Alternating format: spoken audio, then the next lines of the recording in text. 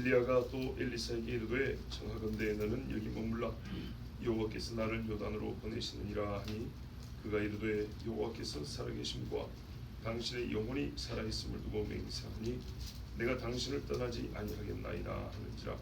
이에 두 사람이 가니라. 선지자의 제자 50명이 가서 멀리 서서 바라보매 그 두 사람이 요단 가에 서 있더니 엘리야가 겉옷을 가지고 말아 물을 치매 물이 이리저리 갈라지고 두 사람이 마른 땅 위로 건너더라.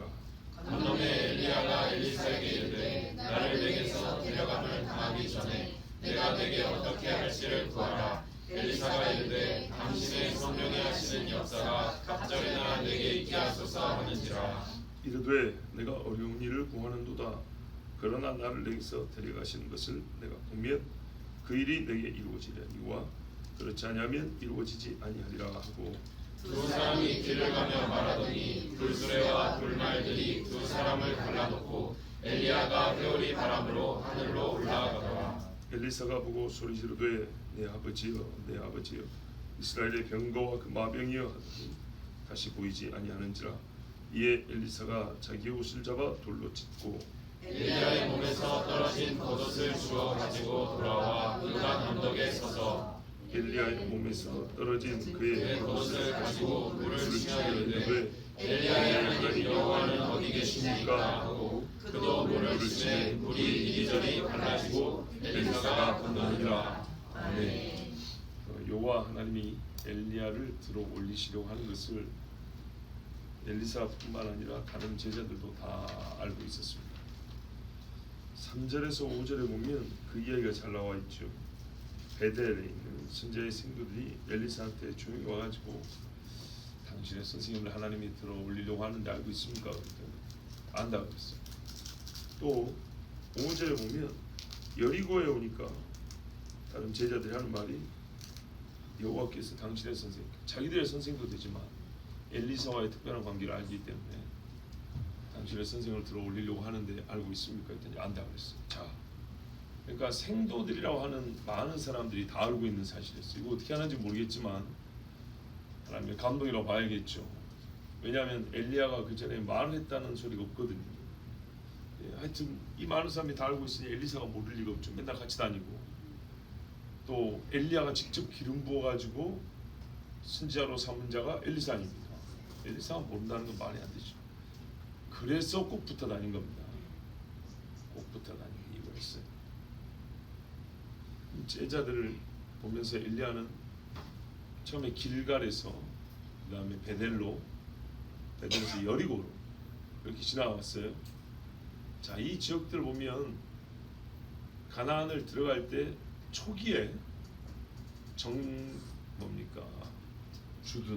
그러니까는 진영을 쳤던 곳 길갈, 그리고 최초에 점령했던 성읍 여리고, 그 다음에 두 번째 베델, 역사적인 장소들이죠. 그리고 또 여기가 지리적으로 유다하고 근접해 있습니다. 즉 남유다와 경계선상에 있습니다. 그러니까는 남북이 갈라져 있기 때문에 얘가 북이스라엘에 속하는데 남유다하고 딱 경계선에 있는 동네가 여리고 베델입니다. 그러니까는 엘리야가 저 위에서 남쪽까지 일부러 내려와서 하나님의 뜻을 따라 이 세 곳을 들렀다는 것을 알 수 있습니다. 초창기에 가나안을 정복할 때 하나님의 대승리, 뒤에 보면은요 구체적인 승리가 그렇게 이 성들만큼 자세히 나와 있지 않아요. 전쟁 과정이, 그죠? 여리고는 굉장히 자세하죠. 베델을 점령할 때도 자세합니다. 근데 그 뒤에는 뭐 몇 개 왕이 들어왔는데 어떻게 이겼고 이렇게 간단간단히 정리합니다. 이 처음 정복했던 성읍들이고 그리고 의미 있던 또 역사적인 신앙적 장소들, 우리 신앙을 초기에 가나안 점령할 때 말하자면 여호수아 세대의 신앙을 되새길 때는 항상 이곳을 돌아봐야 하는, 그곳을 엘리야가 이렇게 한번 순회하면서 제자들을 격려하고 교훈하고 그리고 요단강에 섰습니다. 그리고 어떻게 했습니까? 물을 옷으로 치더니 물을 갈라버리고 지나갔습니다. 굉장히 큰 상징적인 사건입니다. 왜 그러냐? 요단 동편도 두 지파 반에게 주시긴 했지만 원래 하나님 주신 약속의 땅은 요단 서편, 즉 가나안 땅. 가나안 땅에서 하나님의 선지자로서 모세 다음 가는 선지자로 큰 역사를 행했던 엘리야가 죽음이 아니라 하나님 앞에 올라갈 때 요단강을 다시 건너서 이스라엘 땅 밖으로 나간 셈입니다. 이가보. 엘리야가 있었다면은 이스라엘은 어떻게 하면 잠에서 깨어야 하고, 엘리야가 바알과 아세라 선지자를 죽인 그 유일한 선지자잖아요. 850명을 때려 죽여버렸단 말이죠. 하나님이 땅을 비로 가뭄으로, 그리고 3년 반 만에 비가 내리는 정말 어마어마한 역사라고, 죽은 자도 살리고 말이죠. 자, 이런 일을 했으면 정말 엘리야 때야말로 대부흥이 일어나야 되는데, 이스라엘의 부흥은커녕 엘리야 잡아 죽인다고 쫓아다닌 사람이 한두 명이 아니에요. 즉 최종 결과로는 엘리야의 사역이 성공하지 못했습니다. 각계 사역이 실패했다는 얘기가 아니라 이스라엘을 개혁한다는 일은 성공하지 못한 상태로 엘리야가 떠나게 됩니다. 그 말은 이스라엘로서는 하나님이 최고의 선지자, 가장 강력한 하나님의 종을 보내주셨음에도 불구하고 모세가 있었어도 광야에서 60만이 다 죽은 것처럼 이스라엘은 하나님을 떠난 상태로 여전히 죄악된 상태로 한 걸음도 나아지지 않았다는 얘기입니다. 그러니 하나님께서 엘리야를 어떻게 해요? 그의 마지막을 상징적 행위로서, 처음에는 요단강을 가르고 들어갔지만은 가르고 다시 나왔어. 똑같은 기적으로 너희는 여호수아 세대에는 이 땅을 정복했지만, 똑같은 기적을 보고, 아니 더 큰 기적을 보여줘도 꿈쩍도 않은 가나안보다 더 험한 죄악된 백성이 되었다는 것을 엘리야가 거기를 물을 가르고 나와버림으로써 보여줍니다. 눈이 있고 귀가 있는 자들은 성령이 이스라엘에 하시는 말씀을 드려야 되는데 그걸 깨닫지는 못했습니다. 거기다가 물이 갈라졌으니 뭐가 보였을까요? 12돌이 보였겠죠. 강바닥에. 여호수아 때 강바닥에 있던 12돌을 가져나오고 밖에 있던 12돌을 집어넣어놨어요. 이 돌들로도 소리 지르게 하리라. 그 돌이란 말이에요. 그 돌이 정말 물이 갈라져야 보이는 건데 지금 몇백 년 만에 보이지 않습니까? 그러면 정말로 보는 사람들이 다 회개하고 돌이켜야 되는데 그러지 못했어요. 이보다 더 큰 일을 해도 이스라엘은 돌아오지 않을 거예요. 이렇게 해서 엘리야가 이스라엘 밖으로 나왔습니다. 이때 엘리사가 꼭 붙어 다녔어요. 그래서 같이 요단 강바닥을 걷고 요단강을 지나온 사람이 되었습니다. 그 모습을 7절에 보면 선지자 50명이 멀리서 보고 있었다 했습니다. 그러니까 뭐죠? 여리고 쪽 사람들이죠. 여리고에 있는 쪽 사람들이 보고 있었는데 물이 갈라져서 이 두 사람이 걷는 걸 봤어요. 자, 8절까지 그 말씀을 이렇게 들었고요. 건넌 다음에 엘리야가 그 전에는 엘리사야, 하나님이 나보고 베델로 가란다, 여리고로 가란다, 니한테는 그런 말 안 했으니까 너 여기 그냥 있어라, 여기 제자들 좀 돌보고 있어라. 근데 얘가 맨날 말을 잘 듣던 이번엔 말 안 들었단 말이에요. 알죠? 엘리야가 올라간다는 걸 알고 엘리야는 엘리사가 뭔가 바라는 게 있다는 걸 알죠. 그러면 처음부터 그걸 말했으면 될 건데 왜 말을 안 했냐? 어려운 거였기 때문에 했어요. 좀 이따가 실제로 말을 하지만 엘리야가 이 속으로 하나님 주신 성령의 사람이니까 딱 엘리사의 마음을 보니까 이거는 진짜 어려운 요구를 하나 갖고 있단 말이에요. 그거를 엘리야 본인이 들어줄 수 있는 게 아니에요. 그러니까는 떼어놓으려고 했는데 얘가 끝까지 달라붙는 거예요. 자, 엘리야가 엘리사의 속을 이제서 아는 게 아닙니다. 오래전부터 알고 있었어요. 오래전부터 알고 있는데 더 이상 떼어놓을 수가 없게 되자 이제 말을 하는 겁니다. 왜? 더 이상 하나님이 가란 데가 없어요. 여기가 휴거, 한자 표현에서 영어 아니라 했어요. 끌어올린다는 휴거, 한자 표현인데 이렇게 끌어올릴 장소이기 때문에 더 이상 움직일 데가 없으니까 여기서는 이제 밝힐 수밖에 없었어요. 그만큼 엘리야도 미루고 모른 척했던 것인데 이제 모른 척할 수가 없어요. 자, 9절 보세요. 나를 내게서 데려감을 당하기 전에 내가 너에게 어떻게 할지를 구하라 그랬어요. 자, 알고 있었다는 거죠. 네. 그리고 공개했어요. 하나님이 나를 데려가시려고 한다. 사람들이 뒤에서 짐작을 했고 예상을 했는데 여기서 엘리야는 공개적으로 밝힙니다. 이 공개적으로 밝힌 말을 듣는 사람은 엘리사만이 유일합니다. 엘리사만이 공개적으로 하나님이 진짜로 여기서 엘리야를 들어 올린다라는 걸 들었고요. 그러면서 엘리야가 뭐라 하냐면 내가 너에게 뭘 해줄까? 네 속에 있는 거 말해봐라 그랬어. 기다리던 시간이죠. 그래서 엘리사가 말합니다. 당신의 성령이 하시는 역사가 갑자리나 내게 있게 하소서 그랬습니다. 야. 근데 이거 번역이요. 한국 사람 입맛에 맞게 번역이 되어 있고요. 그렇죠. 쫙쫙 달라붙죠. 본래 말은 그렇잖아요. 본래 히브리 성경에는 뭐라고 되어 있냐면 제가 청합니다. 당신 영의 2배 분량이 내게 있게 하옵소서 했어요. 우리 번역에는 진짜 한국 사람의 신앙관에 어울리게 능력이 2배 이렇게 되어 있는데 원래 엘리사의 말은 양의 2배입니다. 그럼 여러분 양의 2배는 의미상 실질적으로 능력의 갑절을 요구하는 게 되겠죠. 그러니까 그 의미를 알고 이제 번역을 해놨지만 본래 문자적 번역이 일단 우선되어야 합니다. 거기서 우리가 깨달을 수 있는 바가 진짜 묘하고 크고 놀랍기 때문입니다. 보세요. 2배 더 세지고 싶습니다. 이런 이야기가 아닙니다. 결과는 그렇게 될지라도 요구하는 말의 의사는 그게 아닙니다. 엘리사의 말의 뜻은요 2배 양을 달라 그랬죠. 장자권을 달라는 얘기입니다. 이스라엘 사람들에서 따부른 장자입니다. 이건 공식입니다. 2배 하면 딱 생각나는 게 장자입니다. 맞습니까? 무슨 말이냐? 내가 선자로서 장자권을 갖고 싶습니다. 당신이 이스라엘의 선지자의 아버지라고 한다면 당신의 바로 뒤를 잇는 장자로서 당신 바로 이어서 당신의 사역을 그대로 이어가고 싶습니다 이 말입니다. 이게 엘리사의 본마음입니다.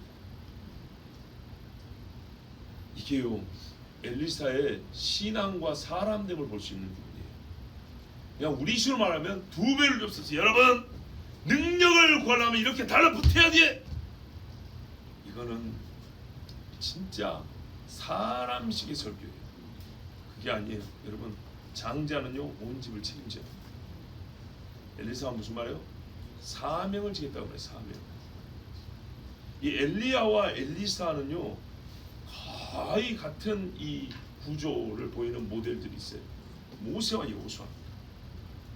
여호수아가 모세의 자리를 탐냈습니까? 모세의 영광을 탐냈습니까? 그런데 그는요 선지자로 부름도 안 받았어요. 그냥 종이라 그랬어요. 종이라 불렀는데 하나님이 어떻게 해요? 모세에게 말합니다. 저에게 기름을 부어라. 네 뒤를 잇게 해라 그랬어요. 그랬더니 모세에게 임한 영감과 지혜가 여호수아에게 임한지라 이렇게 돼 있죠. 그래서 여호수아가 모세가 할 일을 이어서 그대로 갑니다. 모세가 범죄 안 했으면 가나안까지 가는 거죠. 여호수아가 이스라엘을 가나안으로 데리고 들어갑니다. 즉 우리 식으로 표현하면 제2의 모세가 되는 거죠. 그게 계승입니다. 상속이고 이게 장자입니다. 또 하나의 모습이 있죠. 뒤에 가서 다시 한번 말씀드리겠지만 예수님과 제자들입니다. 예수님이 본인이 할 일을 그대로 제자들에게 물려놓고 왔습니다. 그러면서 말하면 내가 한 것보다 더 큰 것도 하리라 이러고 왔어요. 모세가 한 것보다 여호수아는 어떤 면에서는 더 큰 것을 했어요. 말씀을 받았지만 그 말씀으로 승리하는 것은 모세보다 여호수아가 더 큰 일을 했어요. 맞습니까? 이렇게 원리를 찾고 공통점을 찾으면서 하나님이 주신 메시지를 찾는 것이에요. 그래서 본래 문자의 뜻을 하는 것이 매우 중요합니다. 엘리사는요 엘리야 따라다니면서 와 능력이 대단하다. 목사가 되려면 이런 능력도 가지고 저런 능력도 가져야지. 기도원장쯤 되려면 내가 이거 제2대 기도원장이 되려면 이런 능력도 가져야지. 그런 식으로 능력을 막 구하는 게 아니에요. 진짜 최악의 백성들을 짊어지고 갈 하나님의 일을 하기 위해서 능력이 필요했던 거예요. 이 최악의 백성을 최고의 선지자가 끌고 가도 실패한 일을 내가 우리 교회를 하여 남은 그리스도의 고난을 바울이 지고 간다 그랬죠. 그런 심령으로 내가 짊어가겠으니까, 내가 장자 되겠으니까 장자권을 공식적으로 달라 그 말이에요. 오래전에 당신이 나에게 기름을 부은 거 알아. 호렙산에서 하나님이 뭐라 그랬어요? 예후에게 기름 붓고 저기 아람의 하사엘에 기름 붓고 엘리사에게 기름을 부어 너를 대신하게 하라, 분명히 이렇게 말했어요. 그러나 그 대신하게 하라 정도는 안 돼. 이미 다른 제자들이 다 알아요. 당신의 선생님 할 정도로 엘리사가 그냥 가만히 있어도 엘리야의 후계자 될 줄 알아요. 그러나 이거는 사람들의 의식이지 하나님 앞에 공식적으로 받고 싶은 거예요. 그리고 오늘 오전과도 말씀이 통해요. 하나님의 역사가 아니까 하나님의 임재, 하나님이 계시다는 것을 보이기 위한 기적이 필요한 시대예요. 어두울수록, 정말 어둠 속에서 복음이 강력히 증거될 때는요, 하나님 그분이 여기 계시나 나타날 때는 항상 하나님이 계실 때마다 영광이 나타나는 것처럼 우리 식으로 말하면 인간들의 눈 시야로 볼 때, 시력으로 볼 때는 눈에 보이는 기적이 필요해요.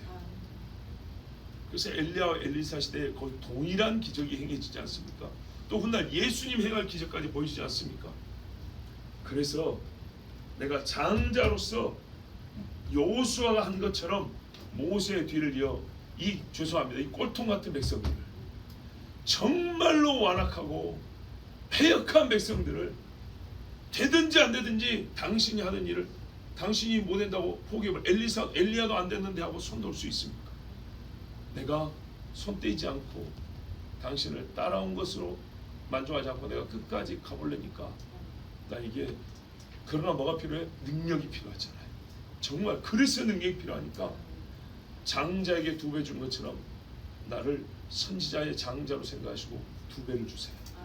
이렇게 요구한 거예요. 참 엘리사의 말은 훌륭합니다.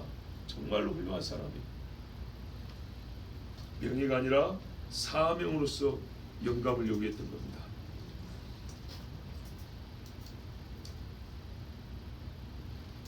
그런데요, 기분이 좋아야 되는데 나 죽으면 어떡하나, 우리 보통 그러잖아요. 근데 나는 이렇게 하나님의 은혜로 휴거를 받아서 장래 성도들에게 본이 되고 올라가는데 이 백성은 어떡하나. 엘리야도 분명 걱정을 했을까.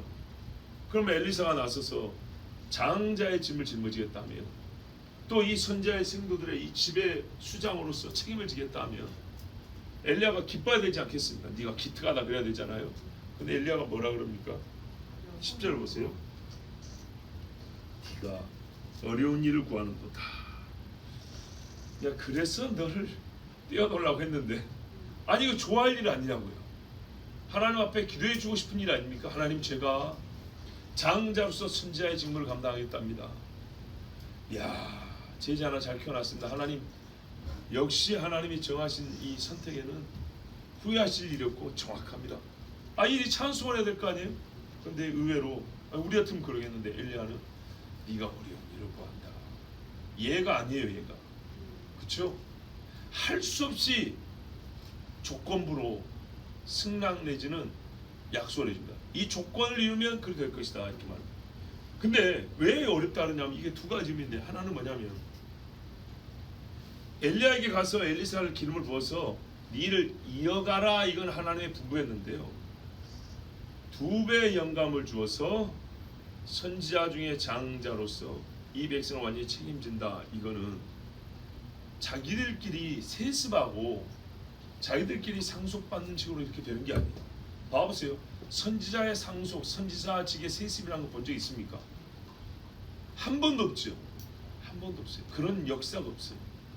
그리고 선지자가 아무리 능력 있다고 해서 자기 제자한테 내 거를 네가 받아라 이렇게 한 적이 없어요.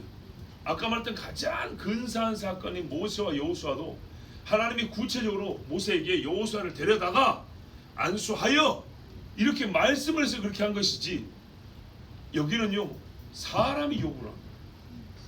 그것도 제자인 엘리사가 요구를 한 거예요. 그러니까 이게 순서가 완전히 거꾸로 올라가야 되는 거예요. 즉 이런 사례가 없고 이런 식의 거꾸로 올라가는 것은 하나님의 권한에 속한 것을 사람이 침탈하는 식이 될 수 있어요. 신성 불가침인데 신성을 침입하는, 신성의 영역에 침입하는 것이 될 수 있단 말이에요. 그래서 엘리야가 어려운 일이야. 죽은 자도 살인데 이게 어려워요? 이 좋은 일 하는데, 이렇게 열심히 하겠다는데 축복하는 게 이게 어려워요? 근데 그게 다른 거예요. 그래서 분량이 2배를 주십시오, 이 말의 의미가 필요한 거예요. 아시겠죠? 능력만 갑절이 아니라 2배 분량을 주십시오, 이 말을 우리가 이해될 필요가 여기 있어요. 그래 놓으니까 엘리야가 어렵다 그랬어요. 자, 선지자로 삼는 것뿐만 아니라 그 선지자에게 어떤 능력을 줄 것이냐, 얼마큼의 능력을 줄 것이냐, 언제부터 언제까지 그 능력을 줄 것이냐, 그 능력을 어디에 쓰게 할 것이냐는 하나님의 주권사항입니다. 그런데 이거를 엘리사가 아무리 좋은 뜻이 있다고 해도 이 자리에서, 현장에서 이 엄청난 것을 달라해서 받는 것은, 지금 엘리야는 올라가야 되는데 즉시로 받는다는 것은 이건 하나님 앞에 무리한 요구가 될 수 있습니다. 비교하자면 어떤 사건과 이거는 비교할 수 있냐면, 하나님께서 소돔과 고모라를 칩니다. 불로 멸하시죠. 거기에 있는 사랑하는 친족 형제를 위해서 중보하며 기도하는 거 하나님이 싫어하십니까? 죽어가는 자를 위해서 손 내밀어 기도하고 하나님 앞에 살려다는 거 하나님이 미워하는 일인가요? 아니죠. 당연히 해야 될 일이죠. 그런데요, 하나님이 이미 치기로 결정을 했기 때문에 여기에는요 하나님의 뜻을요 뭐 해야 돼요? 바꿔야 되는 거예요. 변경을 시켜야 되는 거예요. 그래서 쉬운 일이 아니었어요. 그래서 아브라함이 뭐라 그래요? 두려워하면서 기도한 겁니다. 하나님 노하지 마시고 제가 한 번만 더 기도하겠습니다. 이런 식으로 한 겁니다. 기도의 형식이 한 번도 그런 적이 없어요. 왜냐하면 이건 완전한 하나님의 주권사가 결정된 상황인데 여기에 대하여 사람이 감히 변경을 요구하는 거기 때문에, 좋은 일을 할지라도 변경을 요구하기 때문에 이거는 하나님 앞에 진짜 피조물이 그 신성의 영역에 침해하는 것과 같아서 하나님의 친구라고 불렸던 아브라함도 심히 조심하고 두려워하면서 기도했습니다. 마찬가지로 모세가 이스라엘 양식 기도할 때도 얼마나 두려웠는지 히브리서 보면 그가 산에 오를 때마다 두렵다 그랬어요. 벌벌 떨었다 그랬어요. 근데 왜 그래요? 하나님이 계시기 때문에. 그리고 하나님이 이 백성을 친다 그랬단 말이에요. 그런데 자기 딴에는 좋은 마음에 내가 죽어도 좋으니까 이 백성 살려다는 거예요. 근데 하나님 입장에서는 어떻게 봐요? 네가 뭔데 이 백성을 왜 죽어? 네가 죽으라고 될 문제인 줄 알아? 니도 죄인이야 이놈아. 분수를 알아야지. 뭔 말인지 아시겠죠? 그런데도 불구하고 내세울 게 소도 아니요 양 1000마리도 아니요 자기밖에 없어요. 그래서 모세가 자기 목숨을 걸고 올라왔어요. 이 좋은 일을 함에도 불구하고 하나님의 영역에 속한 것을 파고 들어가기 때문에 모세가 벌벌 떨었어요. 마찬가지 엘리야가 말하는 그 말이 어려운 일을 구한다. 요거는 내가 3년 반 동안 비를 그치게 하고 3년 반 만에 비를 내리게 하는, 물론 하나님의 능력이지만 내 손을 통해서 한 죽은 자를 살린 그런 선지자를 할지라도 요거는 내 영역이 아니고 내 관할상이 아니다. 근데 네가 이걸 구하니까 이제 엘리야가 어떻게 했어요? 속으라도 하나님과 교통을 할 거 아닙니까? 그랬을 때 하나님 뭐라 그래요? 그 좋은 것인데 들어주다 이렇게 한 게 아니라 조건부로 말씀했어요. 내가 하나님이 나를 들어 올리는 걸 보면 너에게 이 일이 이루어지라고 했어요. 자, 근데 이게 놀랍습니다. 어떤 의미냐?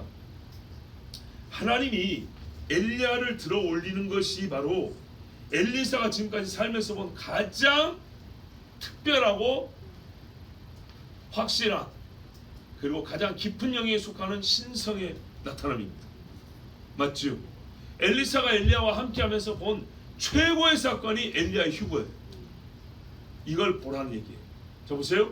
신성에 속한 거기 때문에 너에게 쉽게 준다고 말을 못하는데, 요걸 얻고 싶으면 신성에 속한 일을 네가 봐야 돼. 보면은 준다는 거예요. 야, 이게 말장난인지 뭔지 근데 굉장히 이게 정말 신비로운 이야기입니다. 자, 그래서 엘리야가 말하죠. 나를 내게서 데려가시는 것을 네가 보면 그 일이 내게 이루어지리라. 이거 쉬울 것 같죠? 그런데 이거 정말 어려운 일입니다. 즉 어려운 일을 구하기 때문에 네가 어렵게 얻는다는 거예요. 무조건 어려우니까 어려운 게 아니라 어려울 수밖에 없는 이유가 있어요. 신성에 속한 거기 때문에 이거를 네가 얻고자 한다면 하나님께서 요구하는 조건을 만족시켜야 되는데, 그 조건이란 원래는 너에게 허락되지 않은 일인데 허락되지 않은 일을 네가 천군 침노한 자의 것이라는 것처럼 실제로 본다면, 자 다시 보세요. 영감의 갑절은 허락된 일이 아니에요. 그리고 엘리야를 데려가는 것도 허락된 일이 아니니까 그동안에 떼어놓으려고 그랬어요. 못 보게 하려고. 아시겠죠? 그런데 허락되지 않은 일을 네가 볼 수 있다면 허락되지 않은 영감의 갑절도 주말인 말이에요. 그러면 허락되지 않은 휴거니까 엘리야가 보기 쉽게 이루어질까요? 어렵게 이루어질까요? 어렵죠. 우리가 생각하면 쉬울 것 같죠. 근데 분명히 성경은 어려운 일이 있다고 말하고 있어요. 이 어려운 과정을 통해야 엘리야도 깨닫는 거예요. 자기가 할 일이 무엇이고 말로는 엘리야의 뒤를 잇겠다 했지만 그게 실제가 무엇인지 사실은 이 어려운 조건 안에 들어있어요. 자 보세요. 11절 보세요. 이렇게 말하면서 두 사람이 가고 있어요. 말하면서 갑자기 불수레와 불말들이 두 사람을 갈라놓습니다. 이래서 어렵다는 거예요. 봐보세요. 이거는요, 불수레와 불말이 갈라놓은 거는 그냥 엘리야는 데려가고 엘리사 너는 안 데려가고 좀 옆에 있을 말이 아니라 둘을 확 벌려놨다는 얘기예요. 불이 두 사람살이를 수레가 확 돈다고 생각을 해보세요. 여러분 가까이 갈 수 있겠어요? 못 가죠. 불기둥과 구름기둥이 나뉘어가지고 이스라엘 진영과 애굽 진영을 나눴죠. 이쪽이 저편에 가까이 못했다 그랬죠. 그 말이에요, 그 말. 엘리사로 하여금 엘리야에게 일어나는 영역에 근접하지 못하겠어요. 하나님이 엘리야에게 하는 일은 1인치라도 엘리사가 접근 내지는 접촉을 못하게 막아버렸다고요. 막은 일이에요. 막은 일. 막은 일인데 네가 봐야 되는 거예요. 어려운 이야기입니다. 그리고 이게 부지불식간에 일어났죠. 순식간에 일어났어요. 자 봐보세요 여러분. 우리는 생각하기를 불수레 가서 엘리야 타세요. 자 분명히 회오리 바람이 했지만은 불수레가 불말과 괜히 왔지는 않겠죠. 수레를 왜 보냅니까? 수레를 그냥 천사 하나 보내면 되지.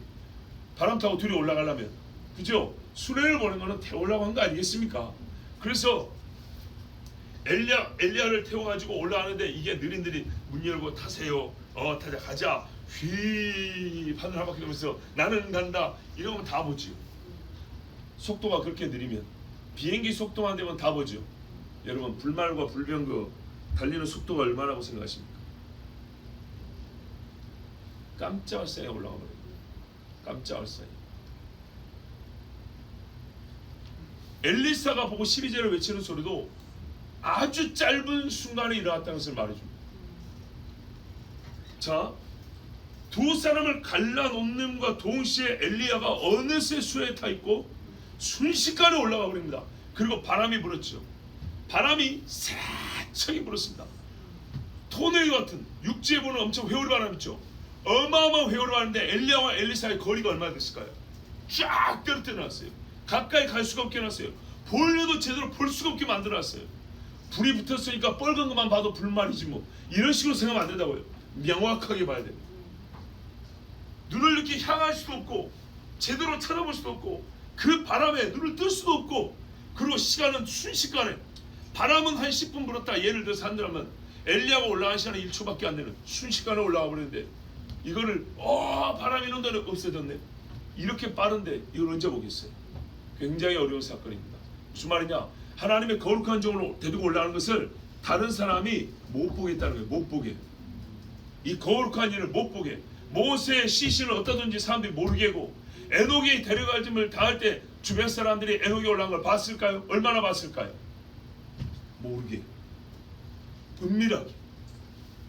그러나 엘리사는 이걸 봐야만 했습니다.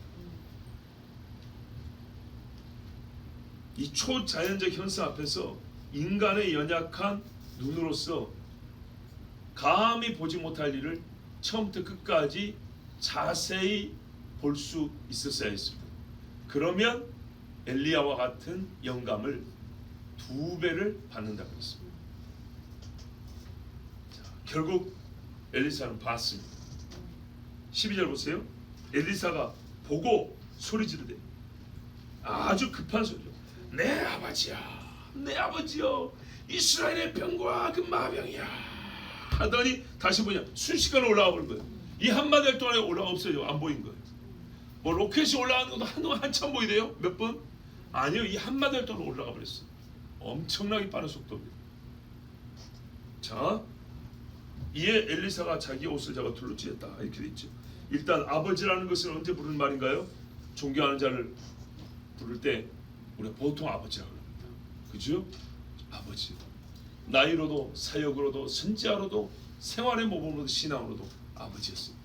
아버지야, 아버지. 정말로 엘리야는 엘리사에게 아버지 같은 사람이었습니다. 그런데 또 하나의 이름이 있죠. 이스라엘의 병거와 그 마병이요. 하나님께서 이스라엘을 지키실 때 실제로 엘리야를 이렇게 썼어요. 그리고 그렇게 썼다는 것을 병거하고 수레를 보내가지고 보여줬어요. 그냥 천사 하나 보내갖고 데려가 된다니까요. 그냥 바람만 보내갖고 데려가도 돼요. 그런데 하나님이 엘리야의 사역한 것을 이 땅에 나타나 보임으로써, 엘리사 눈에 보임으로써 엘리야를 데려가셨어요. 엘리사가 무슨 일 했다고요? 정말 이 땅에 1인 군대가 됐다는 얘기입니다. 혼자서 말 타고 싸우는 그런 하나님의 종이었다는 얘기입니다. 이스라엘의 병거와 마병이요, 이렇게 부른 사람이, 불릴 수 있는 사람이 엘리야였습니다. 자, 여러분, 이 말이 뭔 말인가요? 아까 엘리사가 뭘 요구했어요? 선지자의 장자권을 요구했죠. 이 나라를 책임지겠다고, 이스라엘이라는 집을 내가 영적으로 책임진다 그랬죠. 자, 그러면 뭘 해야 돼요? 엘리사가 이스라엘의 병거와 마병이 돼야 되는 거예요. 그건 하나님의 섭리 가운데 있었어요. 엘리야를 들어올릴 때 엘리야의 사역이 어떤 사역이었냐? 이스라엘의 병거와 마병이었다고 보여주면서 엘리야를 들어올려갖고 그거를 봐야 된다 그랬죠. 이게 어려운 것이지만 네가 봐야 된다 그랬죠. 보면은 갑절의 영감을 받는다 그랬죠. 근데 갑절의 영감을 줄 때 즉 어려운 거를 어렵게 얻게 하시는데 그 어렵게 얻게 하는 과정이 안에 뭐가 있었어요? 이스라엘의 병거와 마병이 있었죠. 그게 뭔 말이에요? 네가 이스라엘의 병거와 마병으로 앞으로 살아야 된다는 얘기예요. 네가 요구하는 것이 뭔지 아느냐? 이스라엘의 병거와 마병으로 살아야 된다는 거예요. 자, 그런데요, 엘리사는 사실 엘리야와 함께 사역했기 때문에 알아요. 알고 요구를 했어요. 어렵다는 걸 알고 요구했어요. 즉 어려운 사역을 위해서 어려운 걸 요구했어요. 그런데 그 어려움의 실체가 무엇인가를 가르쳐줄 때 하나님은 이스라엘의 병거와 마병이라고 가르쳐줬어요. 그래서 이거를 보면 이스라엘의 병거와 마병으로서 너를 써주겠다 하나님의 약속했어요. 그런데 이 현상은 매우 초자연적인 현상이고 순식간이라고 하나님이 갈라 못 보게 떼어놓으려고 하나님이 힘을 썼기 때문에 못 보는 게 정상이에요. 아시겠죠? 그게 이게 역사라니까요. 하나님이 누군가를 이 사역을 해야 되는데 이거는 엘리사가 할지라도 볼 수 있는 현상으로 하나님이 허락한 게 아니에요. 그런데 뭐라고 했어요? 너에게 허락된 현상이 아니지만 그런데도 네가 본다면 나는 이 허락되지 않은 일을 네게 허락하겠다는 거예요. 그래서 엘리사는 허락되지 않은 일을 봄으로써 함이 아버지의 합체를 본 것과는 별개 문제로 다르게 허락되지 않은 일을 봄으로써 허락되지 않은 일을 받게 됐어요. 이 어려운 일을 받았어요. 그리고 그 일을 감당할 수 있었어요. 이거는요, 예수님의 제자들이 한 일과 비교가 되는데, 예수님이 마지막 십자가지로 예루살렘 올라갈 때 세베대의 아들들의 오마니가 그냥 세베대의 부인이 그 두 아들을 데리고 이러면 될 것을 말을 길게, 세베대의 아들들의 어머니, 왜 그랬을까요? 아들들이나 오만이나 같은 마음이었다는 거죠. 요한이나 야고보나 그 어머니나 3년을 가르쳐놔도 몰랐다는 얘기죠. 뭘 요구했어요? 선생님이요, 주님, 이번에 예루살렘 올라갈 때 뭔가 심상치 않다는 거 다 알아요. 다 짐작했다니까요. 이번에 엘리야가 이렇게 순회하고 다니는데 뭐가 좀 달라, 다 알았어요. 근데 세상에 옛날 사람만 영감이 못해가지고 예수 옆에 있는 제자들도 십자를 못 알아보고 세상 향유 분야를 알아보는데 이 제자들도 그걸 몰라가지고 뭘 요구해요? 주님의 보좌 오른편 왼편 한 자리씩 부탁합니다. 이게 할 소리입니까 지금? 그래서 예수님 뭐라 그래요? 너희가 잘 보세요. 무엇을 구하는지도 모르고 구한다 그랬어요. 이게 엘리사가 얼마나 큰 차이인가 보세요. 엘리사는요 무엇을 구하는지 알고 구한 거예요. 이게 얼마나 어려운지 알아요. 그리고 하나님이 허락하지 않아요. 맡아주겠다면 고맙지만 이거는 하나님의 주권의 수관이라 아무리 좋으니라도 하나님의 주권이기 때문에 허락하지 않아요. 그런데 그거를 요구하는 자에게 뭐라 했어요? 하나님의 주권에 속한 것을 허락되지 않은 것을 본다면 허락되지 않은 것을 허락했다. 참 이게 참 신비한 말이죠. 하여튼 그래서 엘리사는 그렇게 됐어요. 근데 이 제자는 어떻게 해요? 무엇을 요구하는지도 모르면서 예수님께 요구했어요. 예수님이 그랬어요. 너희가 지금 요구하는 게 뭔지도 모르고 나한테 요구한다. 그러면서 예수님이 말했어요. 조건이 있다면 내가 하나 말해주지. 그것도 조건이 있다 그랬어요. 뭐라 하냐면 너희가 내가 마시는 잔을 마실 수 있느냐 그랬어요. 얘들이 알아요 몰라요? 모르죠. 모르니까 뭐래요? 마실 수 있나이다. 예수님 십자가 질 때 어디 있었어요? 다 도망갔죠. 근데 예수님이 이렇게 말해요. 십자가 때는 분명히 못 져요. 근데 나중에 성령 임하면 지죠. 그래서 뭐냐면 너희가 끝내는 내가 마신 잔을 마시긴 마실 거다.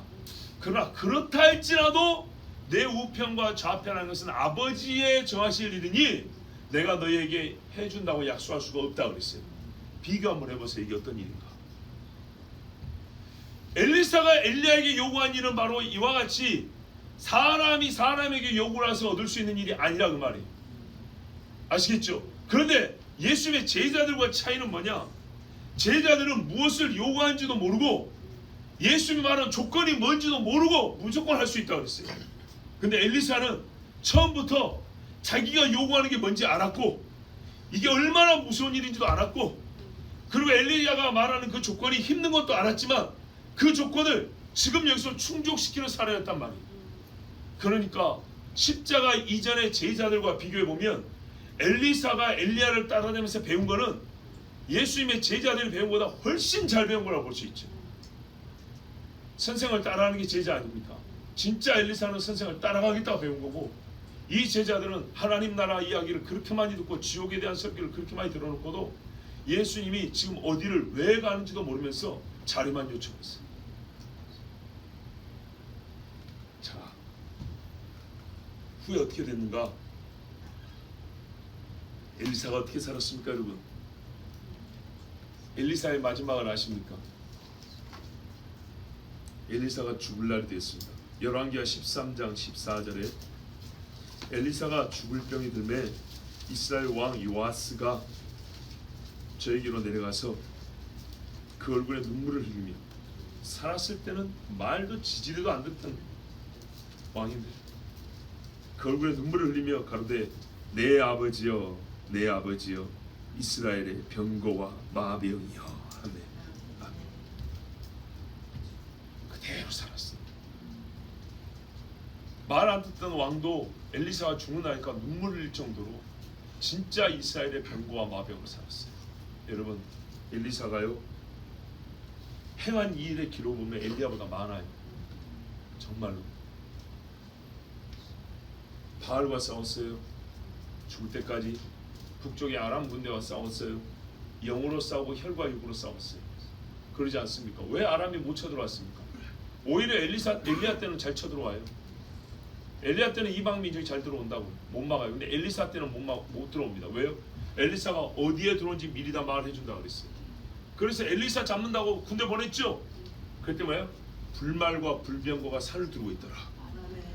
보세요. 불말과 불병거가 괜히 나온 게 아니에요.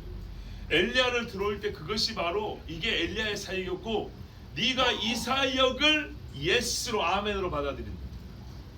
이 사역을 내가 아무한테 줘야 돼. 네가 이거를 보고도 네가 본다는 것은 그걸 받아들인다는 거, 그걸 원한다는 거. 그렇다면 내가 이걸 원래 보여주지 않는 것인데 주는 자 외에는 못 보는 건데 너는 주기 전부터 이걸 보고 네가 이걸 받아들인다면 난 주겠다 그랬어요.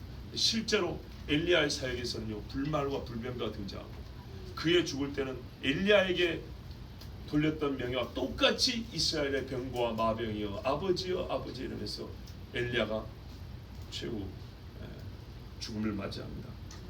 여러분 엘리사는 봤습니다. 하나님이 나타나서 갈라놓았지만 하나님이 하시는 일을 봤습니다. 그래서요 엘리사는 확신했습니다. 하나님의 갑절의 영감이 나에게 임했다. 그리고 자기 옷을 잡아 찢어버렸습니다. 무슨 말입니까? 이전에 엘리사는 없다입니다. 지금까지 열심히 엘리사로 살았지만 지금은 엘리야로 사는 겁니다. 엘리야처럼 사는 겁니다. 더 좋은 옷이 생겨서 찢은 게 아닙니다. 이름은 엘리사지만 사명의식은요, 엘리야의 사명의식. 이름은 여호수아지만 나는 모세와 달라. 자, 다른 길로 가자. 이 땅 아니어도 괜찮아. 하나님이 나에게 또 새로운 비전을, 이게 아니었죠.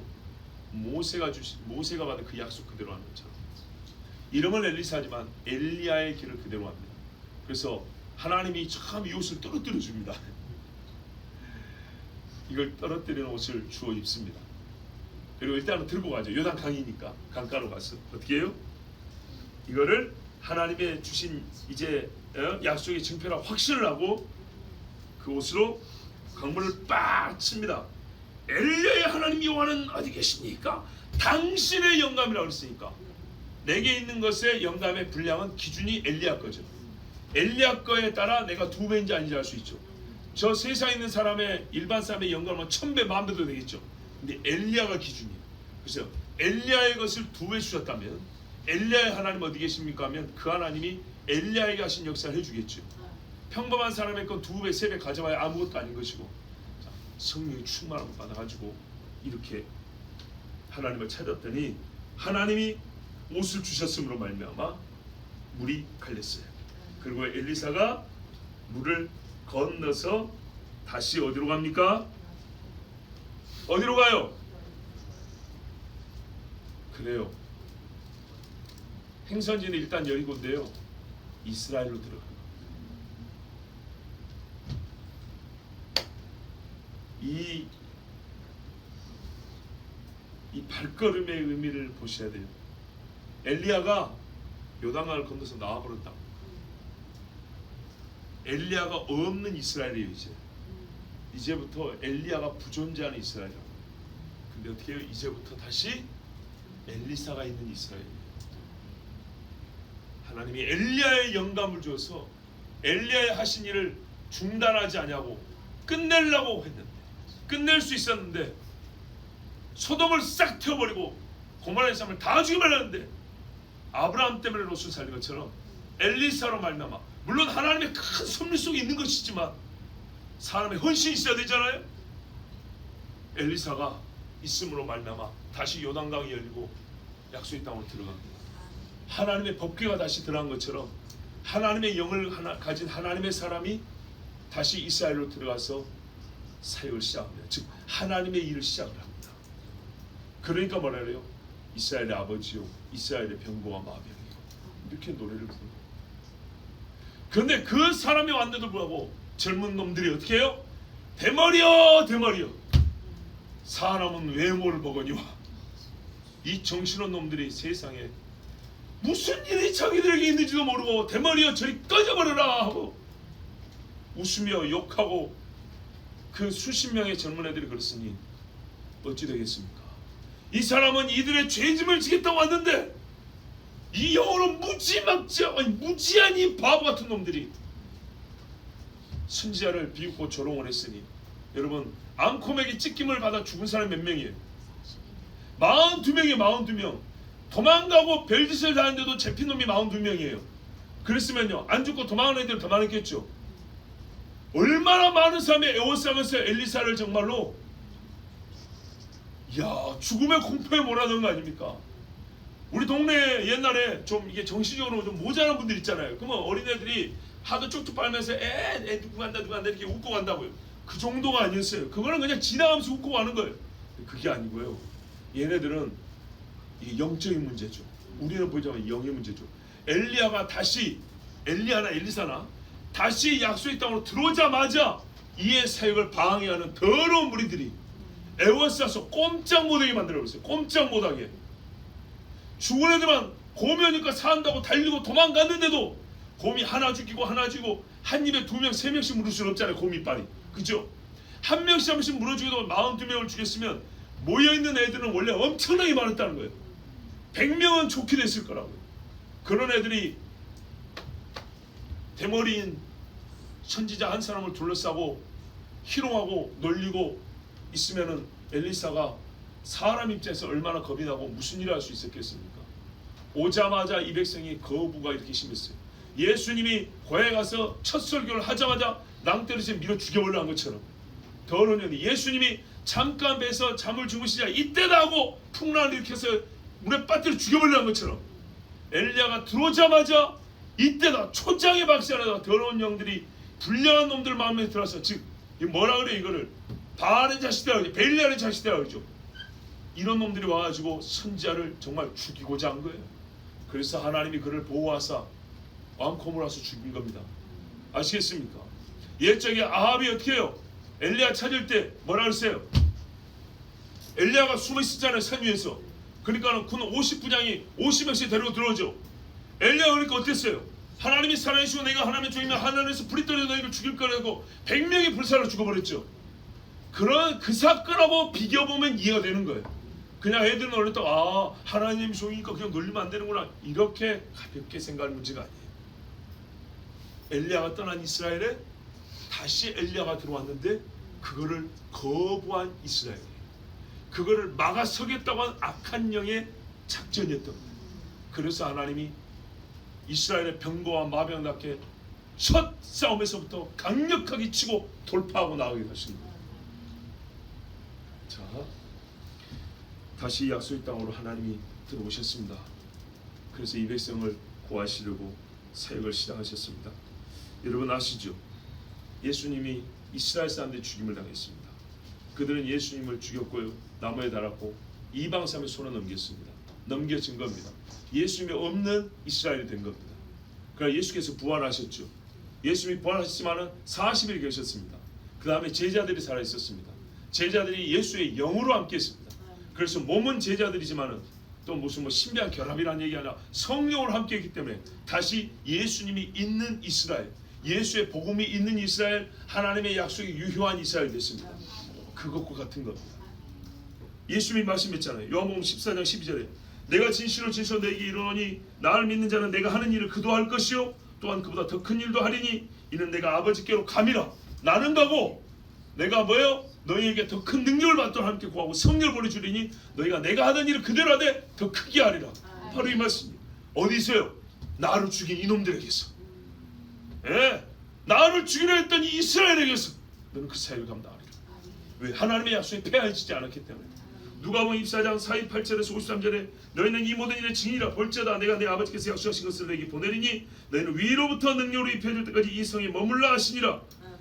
머물라 하시니라 했어요. 그래서 stay가 먼저 항상 먼저 머물고 기다리라. 그 다음에 가라 그랬다고요. 근데 엘리사는요 자기가 자원해서 붙어 있었어요. 머물러 있었어요. 기다렸어요. 그리고 갔어요. 예수께서 그들을 데리고 베다니 앞까지 나가서 손을 들어 그들을 축복하시더니 축복하실 때 그들을 떠나 하늘로 올려주시니 그들이 그의 경배하고 예수님을 봤어요. 큰 기쁨으로 예루살렘에 다시 들어가. 예수님 죽인 예루살렘으로 돌아가서 성전에서 늘 성전에서 하나님을 찬송하니라. 사도행전 1장 4절 5절 사도와 함께 모이사 그들이 분바에 이르시되 예루살렘을 떠나지 말고. 제일 무서운 것이잖아요. 그렇죠? 제일 험악하고 더러운 것이잖아요. 그러나 예루살렘을 떠나지 말고 내게서 들은 바 아버지께서 약속하신 것을 기다리라. 요한은 물론 세례를 베풀었으나 너희는 몇 날이 못되어 성령으로 세례를 받으리라 하셨느니라. 아멘.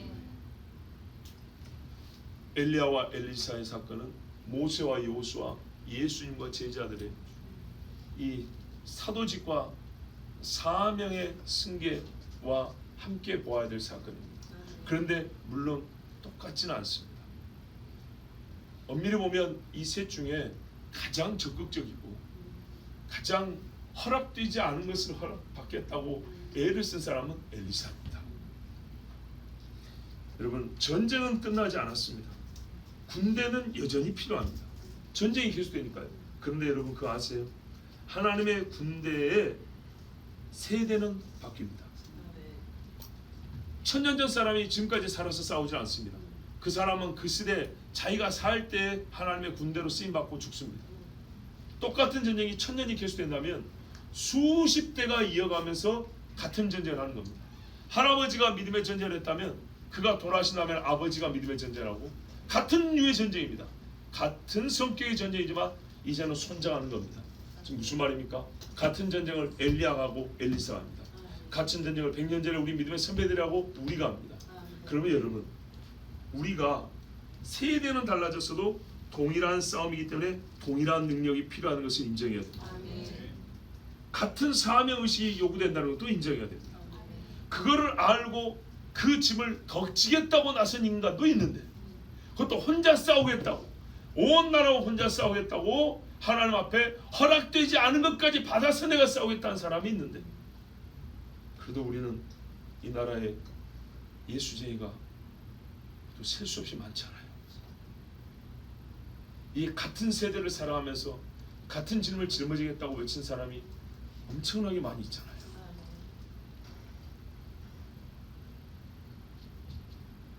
그런데요, 싸움이 옛날보다 동질인데 스케일이 커졌어요. 그죠? 싸움이 커졌다. 마귀가 더 악랄하게 달라붙는다고. 그러면 뭐가 더 필요하죠? 그래요, 능력을 구체로 하면 영감이 필요한 거예요.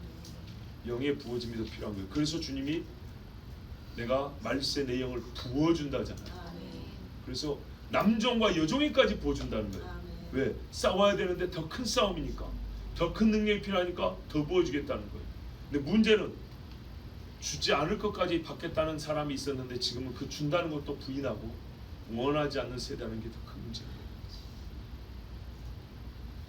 능력이 필요하다고 해서 필요한 줄 안다고 해서 주님이 선인과 악인에게 비와 바람과 공기를 주시듯이 햇빛을 주시지 그렇게 골고루 나눠주지 않아요. 보세요, 천국 침노하는 자에게 주신다는 거 정말 복음서의 말씀인데, 이 엘리사 이야기하면서 자꾸 생각이 나요. 앞세대 끝나지 않은 싸움의 짐을 지고 가려는 자에게 하나님 주십니다. 그냥 만나처럼 모두 다 똑같이 먹으라고 능력을 그렇게 골고루 뿌려주는 게 아니에요.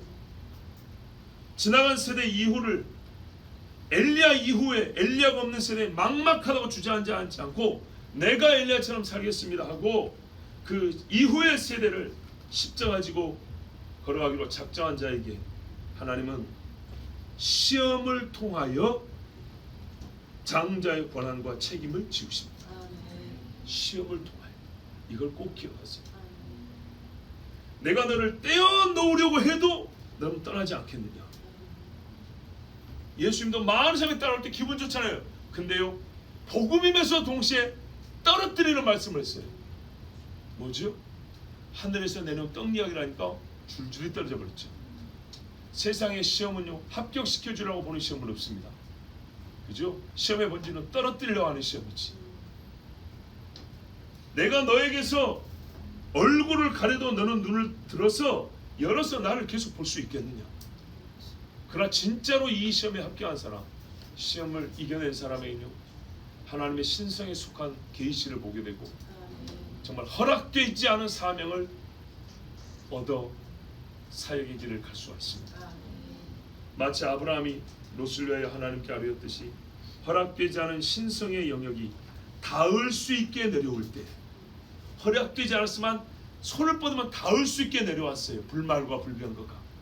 허락되지 않은 하나님의 거룩한 주권에 속한 것이지만 열려진 채로 나타났을 때, 감히 침노하는 자, 그에게 주님은 한 세대 전쟁을 맡기십니다. 우리 스스로 하나님의 군대로 여긴다면 오늘 말씀을 꼭 기억하십시오. 우리 시간 함께 기도합니다.